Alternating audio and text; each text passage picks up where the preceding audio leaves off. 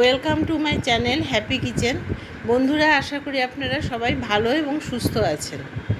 এই গরমে তো পাতলা ঝোল খেতে অবশ্যই ভালো লাগে, কিন্তু তার মাঝখানে যদি এরকম ছোট মাছের চচ্চড়ি খাওয়া যায় তাহলে কিন্তু সেটাও মন্দ হয় না। তাই আজকে আমি আপনাদের সামনে মোরালা মাছের চচ্চড়ি নিয়ে উপস্থিত হয়েছি। চলুন তাহলে দেখে নিই রান্নাটা করতে আমার কি লাগছে। লাগছে বেগুন, আলুগুলোকে লম্বা করে একটু পাতলা করে কেটেছি, কাঁচা লঙ্কা, পেঁয়াজ, আর লাগছে কুচনো রসুন। গ্যাস ওভেনে কড়াই বসিয়ে আমি এতে অ্যাড করছি সরষের তেল, আর এইদিকে আমি মাছটাকে হলুদ লবণ দিয়ে মাখিয়ে নিয়েছিলাম এবং তেলটা গরম হওয়াতে তাতে আমি মাছগুলো ছেড়ে নিই। এক পিঠ ভাজা হয়ে গেছিলো, আর এক পিঠও আমি উল্টে দিয়েছিলাম। এবার আমি মাছগুলোকে উঠিয়ে রাখছি।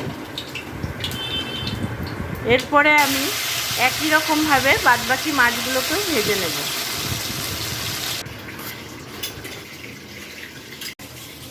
বেগুনগুলোকে আমি ওই একই তেলে ভেজে নিচ্ছি।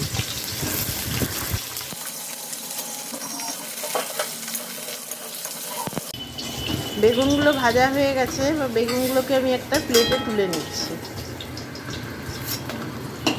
একটু তেল অ্যাড করে তাতে ফোড়ন দিলাম কালো জিরে, দিয়ে দিচ্ছি কুচনো রসুনটাকে আমি একটুখানি নাড়াচাড়া করে নেব। তারপরে অ্যাড করছি কুচনো পেঁয়াজটা দিয়েও আমি একটুখানি নাড়াচাড়া করে নেব। এবার এতে দিয়ে দিচ্ছি আলুটা দিয়ে আমি একটু নেড়ে নেব। আর পেঁয়াজটা দেওয়ার কিছুর সাথে সাথেই মোটামুটি আমি আলুটা দিলাম এই কারণ আলুর সাথে পেঁয়াজটা ভাজা হবে, আর পেঁয়াজটা বেশি ভেজে নিলে পরে বেশি কড়া ভাজা হয়ে যাবে, সেই জন্যে এই জিনিসটা করা। এবার এতে অ্যাড করছি আমি নুনটা তো বরাবরই বলে থাকি যার যার টেস্ট অনুসারে দিতে হবে। হলুদ গুঁড়ো, শুকনো লঙ্কা গুঁড়ো, ধনে গুঁড়ো,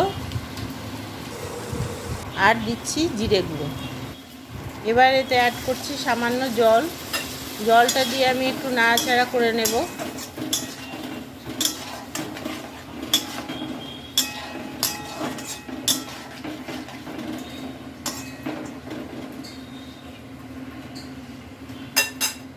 এবার একটা লিড দিয়ে ঢাকা দিয়ে দিচ্ছি।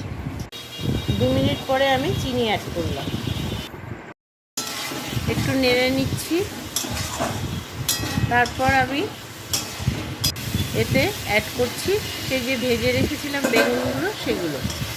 বেগুনগুলো দিয়ে আমি আবার একবার নেড়ে নিচ্ছি। অ্যাড করছি জলের পরিমাণটাও কিন্তু খুব সামান্য দিতে হবে, বেশি না। দিচ্ছি চেরা কাঁচা লঙ্কা আর ভাজা মাছগুলো। এবার একটু নেড়ে নিচ্ছি। নাড়া হয়ে গেলে আমি এটাকে আবার লিড দিয়ে ঢাকা দিয়ে দিচ্ছি। লিডটাকে আমি খুলে নিলাম এবং এটা একটু নাড়া দিয়ে নেব। আর যে জলটা দেখা যাচ্ছে ঝোলের যে অংশটা, সেইটাকে সামান্য একটু টানিয়ে নেব। আমার জলটা টানানো হয়ে গেছে, গ্যাসটা আমি অফ করে দিচ্ছি।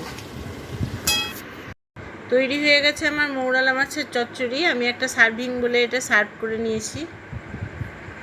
যদি আপনাদের এই রেসিপিটা ভালো লেগে থাকে তাহলে লাইক, শেয়ার, কমেন্ট এবং সাবস্ক্রাইব করতে ভুলবেন না।